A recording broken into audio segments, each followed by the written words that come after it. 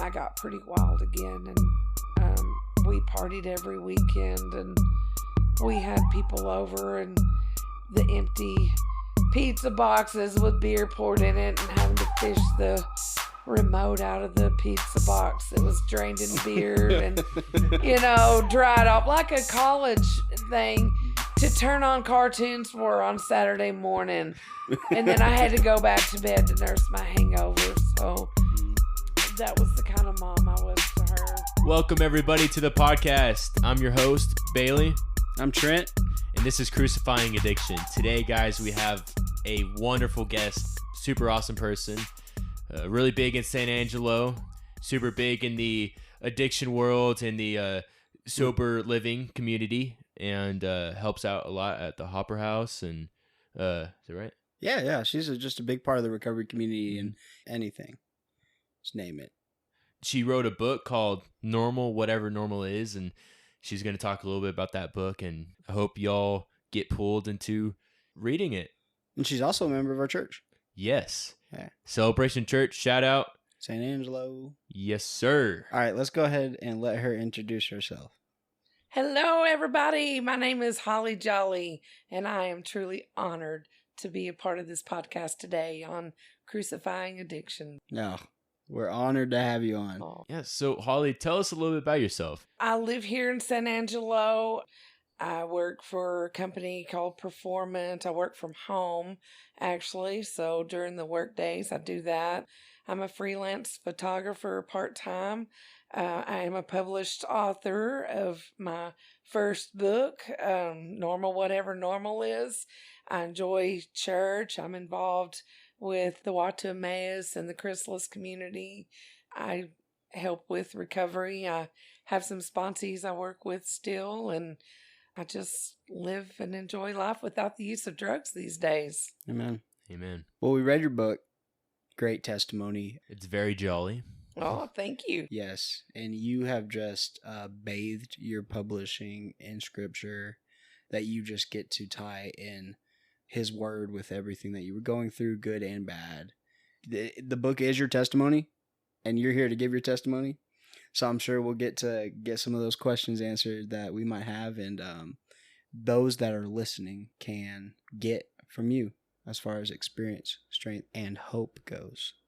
My story is a little different from some people. Some people have a beginning point of addiction or when it started. Mine started in the womb. That's just my story. My dad was an addict. He used drugs for many years. And my mom, she divorced him right after I was born. The stories I heard when I was a child was that she called her lawyer as soon as I was born in the hospital room. Now, I don't know if that was true or not, but my parents did divorce soon after I was born. And so my father was not a part of my life for many years. And my mom raised me and my sister. She got remarried when I was 1 year old. And then when I was 2 years old, the day after my birthday, my mom, she had a best friend that had a new baby. We were supposed to go down the street and see the new baby. I think we had probably taken a nap, and then she was gathering us up after the nap, and we were going to go down the street to see this baby, and she collapsed in the floor, and she died very suddenly. That was in 1971, and there was no known cause of death. It just showed some really long word that meant her heart stopped beating. And so that's what happened to my mom. And there was a big family meeting, and they found a note in my aunt's Bible my mom had written. If something ever happened to her, she wanted my aunt and uncle to adopt me and my sister and raise us. And my uncle was a Baptist preacher. They were both school teachers. They had 3 sons.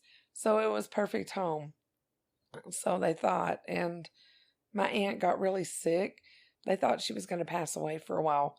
And so there was another big family meeting, and my grandmother got a divorce from my granddad. He had cheated on her, and they divorced, but my grandma found a new husband, And everybody thought, okay, this is great. These little girls are going to be raised well now. And so after that second family meeting, my grandma adopted us, and I had my third birth certificate and third last name by the time I was 3 years old. So identity confusion settled in early in my life, and the family thought everything was going to be great. They thought the little girls are going to be just fine. Well, that new grandfather, husband, daddy role, he was not a good man, and he molested me my entire childhood. I don't have any recollection of it starting. I just know when I was a little girl, I can remember things that took place. So I know in my heart and in my mind that had been going on for a very long time.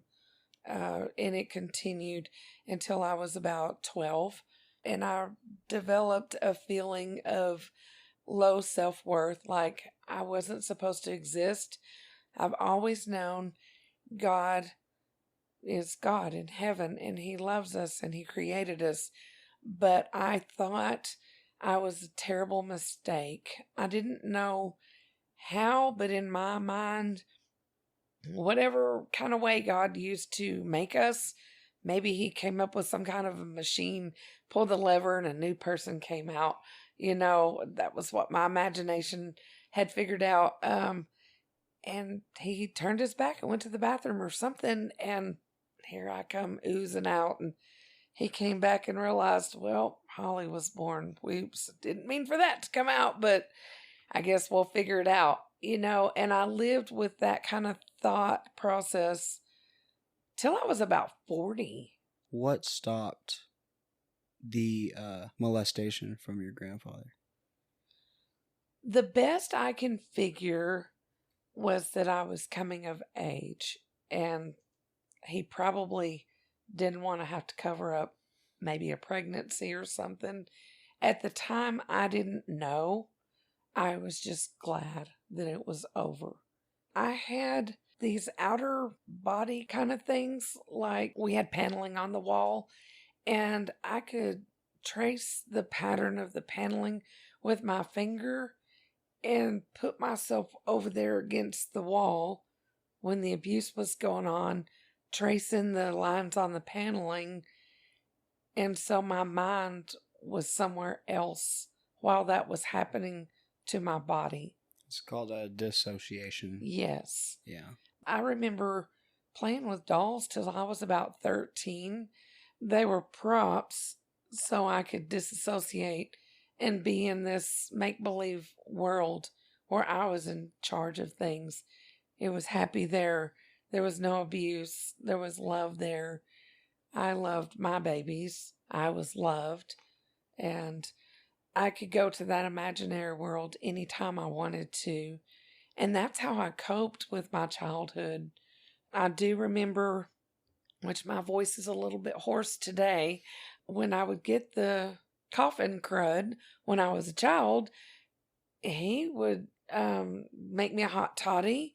And by the time I was 8, 9 years old, he would just go to the liquor store and buy me a little bottle of whiskey. And I remember walking down the street with my own little bottle of whiskey, nipping on it every time I coughed.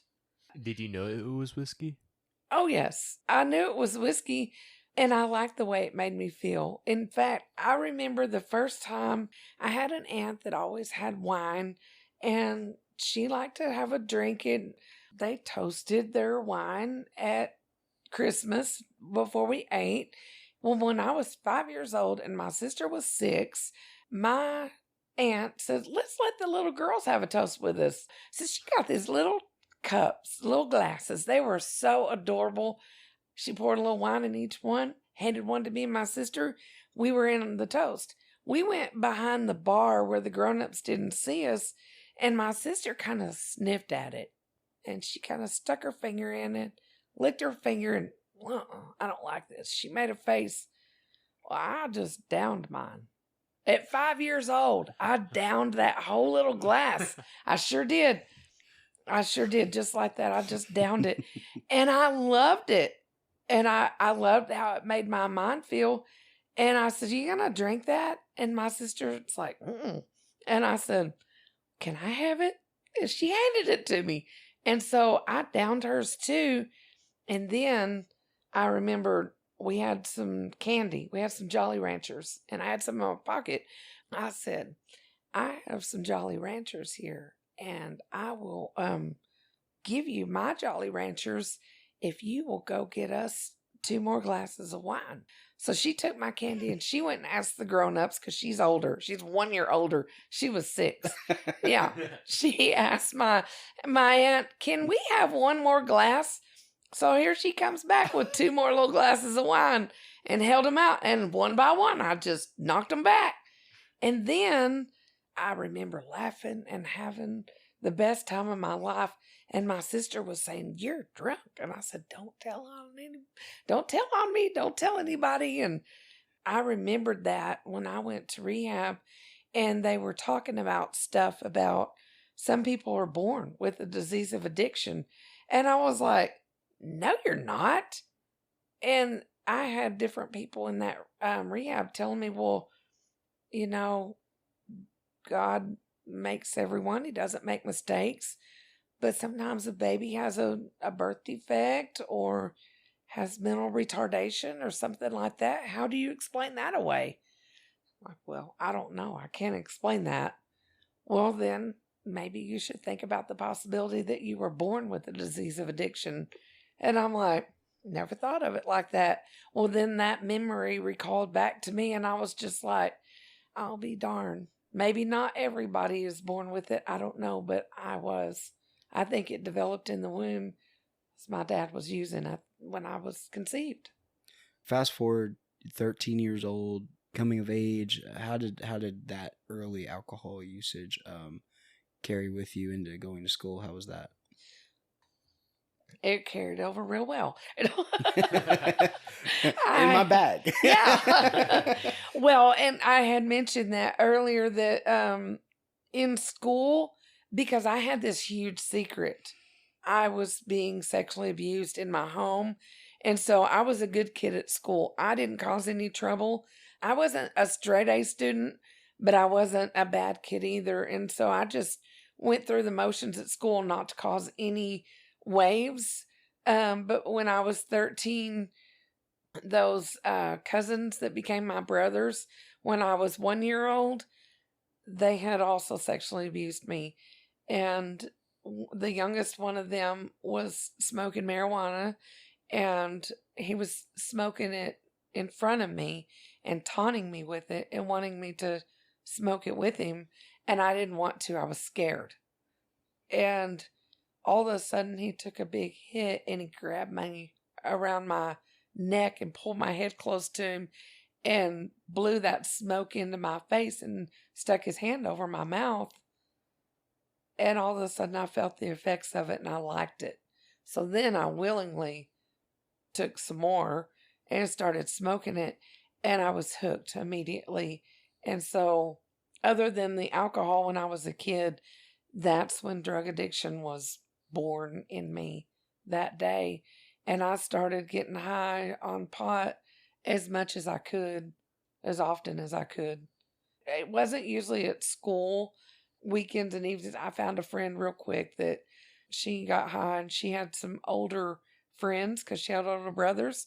And so there you go. We found older guys that was willing to get us high. Wow. So going through high school, smoking, drinking, right? Like, how long did that be okay? When did it have to kick up a notch? I can remember by the time I was 14, those same cousins, those boy cousins that were brothers for a little while there, they were very wild. And I liked to go visit them. I was no longer afraid of them. They were fun. They were fun, yes. They were wild, and it was a guaranteed party. And there was lots of alcohol. And I would go off to party with them, so I was just handed a bottle of whatever I wanted to drink on for the night. I didn't have to share it with anybody.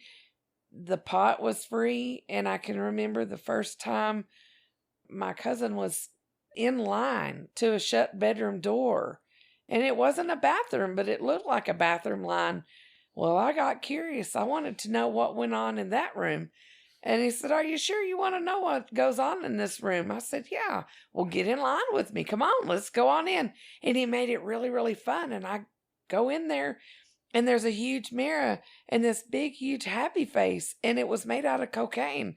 And I thought that was the coolest thing. And I'm like, wow, I'd never seen anything like that. And so, of course, I was not afraid. I had to go try it out. And then anything that anyone offered, anywhere that there was something like that, well, I want some of it. I want to try it. Where I lived in a real small town, the big drugs like that weren't real popular. So I didn't develop a strong addiction to a lot of other drugs. For the most part of all the years, pot and alcohol was the majority of it. But then there was another tragedy that happened in 2001, and I'd already been dabbling with methamphetamines for a while there. And after that tragedy, I was a goner on that for about 4 years. And it was church and the grace of God that got me out of that. And so there were several things through the years. I remember once when I was 16, the first time I got married, he was into a lot of drugs, and we went down to Florida. That was my first time away from home, from living in a little bitty town in the middle of Texas to big city in Florida where there was all kinds of stuff. And he had me working in a stripper bar for a little while there. And there were all kinds of drugs available to me. And somebody asked me if I wanted a hit of acid, LSD. Oh, heck yeah. And that became the thing. Yeah. For the next 30 days, I did that every single day. Oh, man.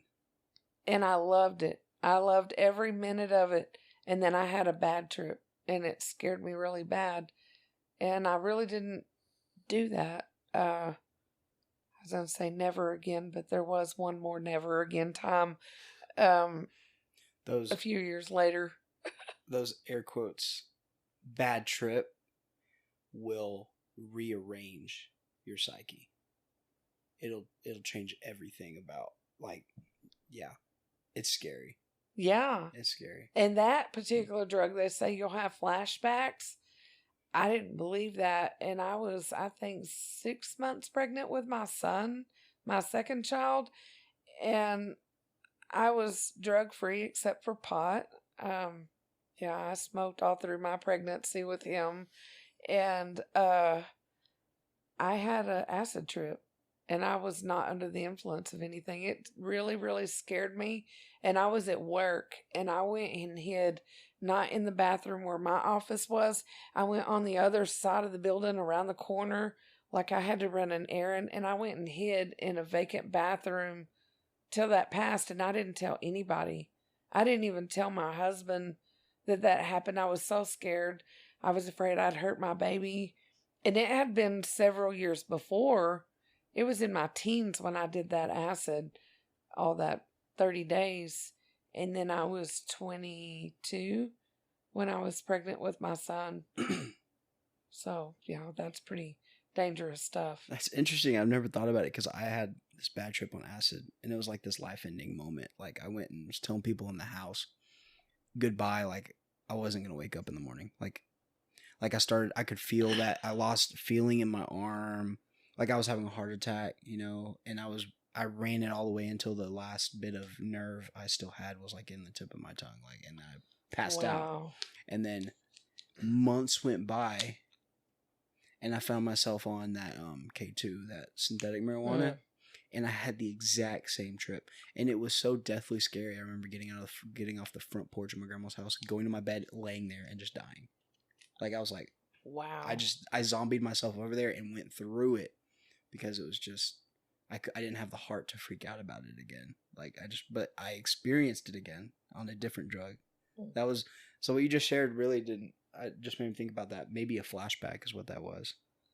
So King Darius had, they had just put Daniel into the lion's den, and, normally you would think the lions would eat you and then it's done in that one day. It's not like you're in the lion's den for a couple weeks or anything, and so King Darius is all worried, and he had fasted the night before, and he, like, first thing in the morning, he got up, went straight to the lion's den, because, naturally you'd believe that Daniel would be dead because he just got eaten by the lions.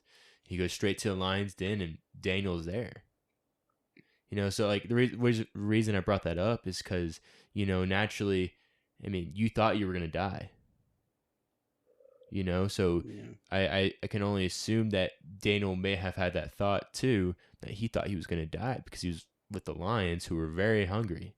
It was definitely prevenient grace, man. And the thing about a bad acid is it's real. Mm-hmm. Yeah. It's real to you in that moment. Right. Whatever it is, whatever bad thing is going on, it's real. And so when hearing other people talking about, their trauma and PTSD, even though you're like, dude, there's no way somebody pulled your arm off and drug you over here and beat you to death. You're alive and you're talking to me right now. It was real to them. It was real to them. And when we're dealing with trauma, we got to hear it like that. Exactly. I mean, the early years, that sexual abuse, my mom died in front of me, all of that. But then the husbands, that's a whole another story in itself there. I was trying to figure out how to go from 14 years old, what the next step was, and I forgot. You got married at how old? I was 16 the first time. I was just so broken. I was so desperate for love. I needed to love, and I needed to feel loved, and I needed it to be tangible. I was very promiscuous in my teen years. I was very careless and reckless. Anybody that would pay attention to me, sadly, I was there. And so when I was 16, this man was 26. He was 10 years older than me. My sister was hanging out with his friend, and they were hooking up.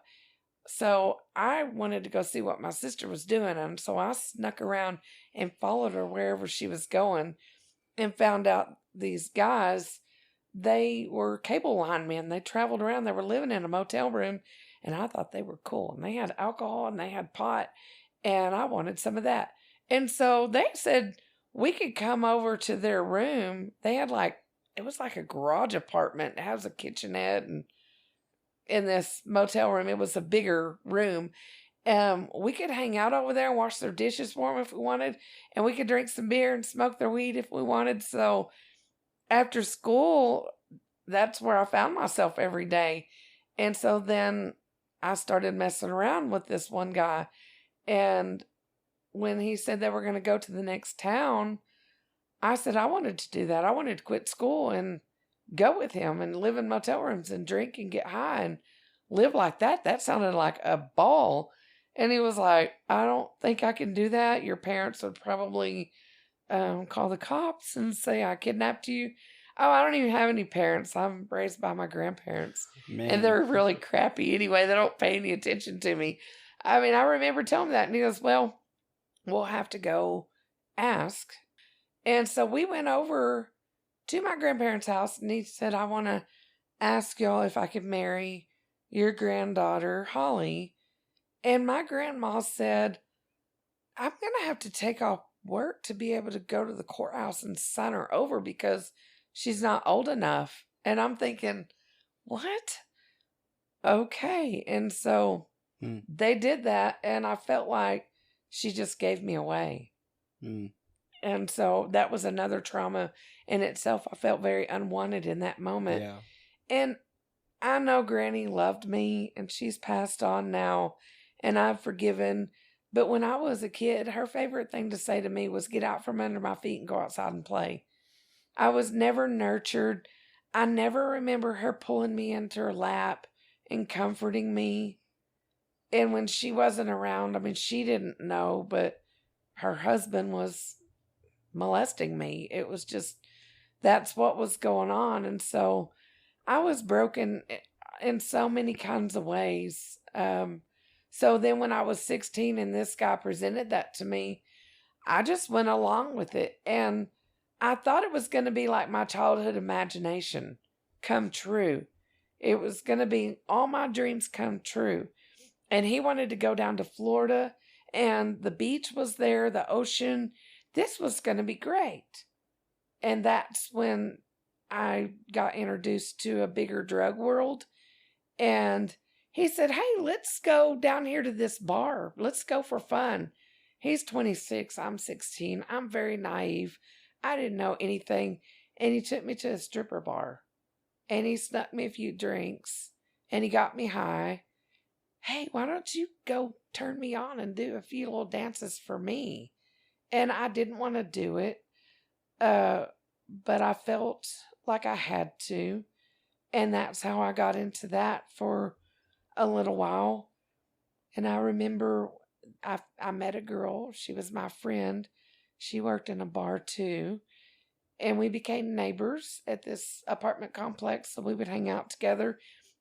And she had a toothache. And she needed to go visit her mom, spend the night, and go to see her family dentist. And I said, you know what? I have a toothache too. Can I come with you? So we made arrangements to take off work and go spend the night at her mom's house and go to the dentist. And I had to ask my husband's permission.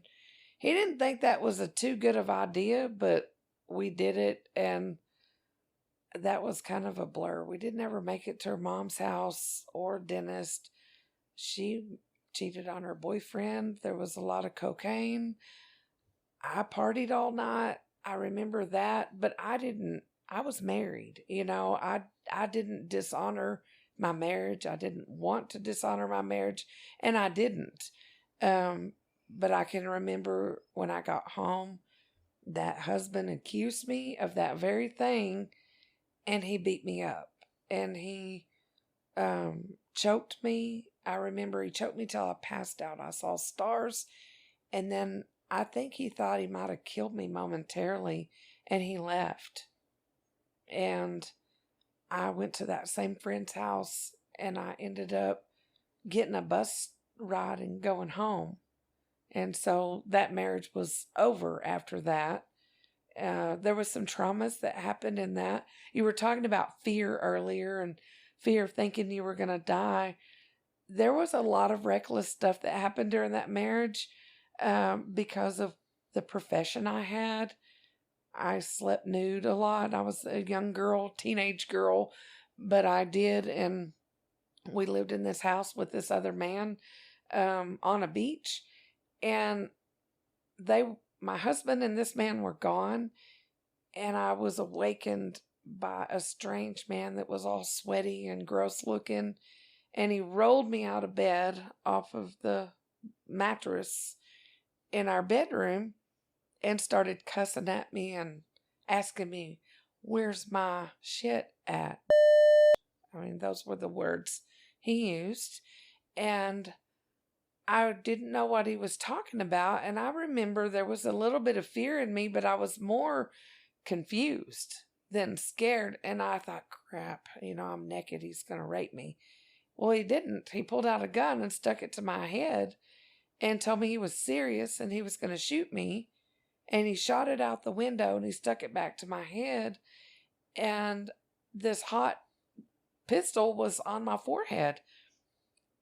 And I remember looking at him and saying, maybe I can help you find it. Because there was a thought that went through my head while this gun was on my forehead of, I don't know what kind of drugs he's on, but if I help him find him, maybe he'll give me some too. Now, I don't know what kind of craziness that was, but that's where my head went. That I think he saw an angel. I feel sure of it because all of a sudden that whole scene just quit and he went And his eyes got big, and he looked past me, and he was scared. And he took off out the door and left me standing there like, what just happened? And he was gone. And how I processed that, I went and got a blanket to put on me so I could go shut the front door. And I went and got in my bed and rolled up a joint and smoked it. And that's how I processed that. And when my husband came home, I told him about it, and I started to cry, and because I wanted to be nurtured and coddled and held. And he called that guy by his name. I can't believe whatever his name was did something like that. Well, he told the roommate, and they left again and left me sitting there by myself. And so I sucked it up and went to work a little later and acted as if it never happened. Did you ever have any thought of, like, God could be a part of this during that time when you were in Florida? At that time, no. And I'm glad you brought that up, because after that beach, we lived in Daytona Beach. For a while, we moved to Central Florida, and his dad and stepmom and his sister lived there. Well, his sister and his stepmom were devout Christians, and I was very wild. I'd been a stripper for a few months, so I dressed pretty wild, and that stepmom didn't like that at all. She didn't like me walking around through their house in my short shorts, and I just said whatever. Well, Debbie was my sister-in-law. Debbie, your wife's name. And she would tell me how good the Lord is, how much she loved Jesus. I didn't want to hear it, but every single day she talked to me about Jesus, and she said, this morning I got down on my knees and I prayed for you, Holly, by name, and I prayed for your needs. And I said, what on earth did you do that for? And she said, because I wanted to. And I said, well, you don't have to do that. I didn't have any feeling about God at that time. I was so numb from the stuff that had happened to me, and I kept applying drugs on top of it, that I didn't have any emotion yet as far as God and Jesus. So what happened after you took the bus ride back home from the first marriage? I found somebody to get high with as soon as I could, because I was living at my grandparents' house and it was no drugs or alcohol there. And the first person that I found was a male, and he liked me and I liked him, so we hooked up. So he would get me high and drunk, and we messed around, and then I found out I was pregnant with my daughter. And when I told him I was pregnant, he had suggested an abortion, and I just had decided that I was keeping this baby. And so he wasn't a father to my daughter, and I had someone to love. Finally, I fell madly in love with my daughter Haley, and she was definitely a blessing from the Lord. I wasn't a Christian yet. I hadn't done the sinner's prayer, but I knew God was close, and I knew he was near me. I didn't really talk to him yet, but I just had a knowing his love was near.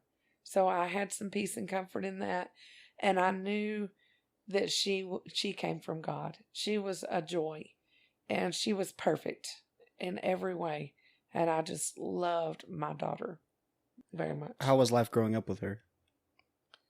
Wonderful. She was a very easy baby. You know, I hear these young moms that say they're exhausted and they're tired and they don't sleep because their babies are up and down all night. That was so foreign to me, because even with both of my kids, after they ate at night, they didn't wake up in the night. She woke up maybe once. My baby slept in this bed with me, and I'd heard her say, eh, eh. That was all the crying she did and I knew she was wet. I never even had to turn on a light.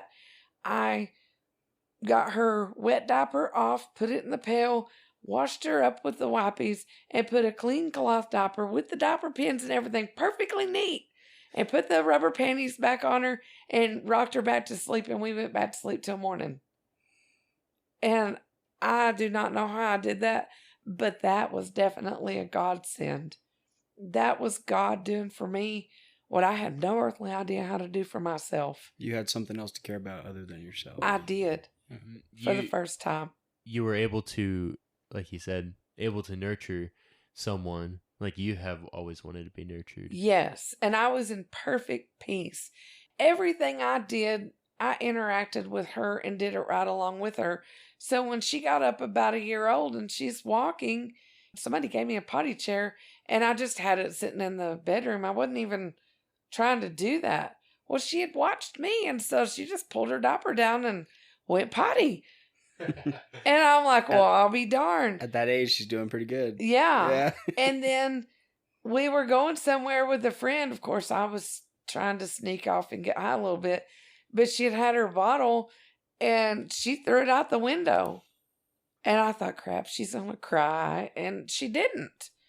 And so taking her off the bottle and potty training was a breeze with her.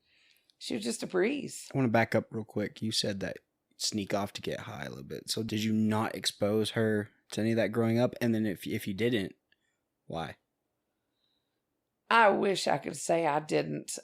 The week or two before I found out I was pregnant, I had scored some cocaine. And I thought, crap, I'm already pregnant.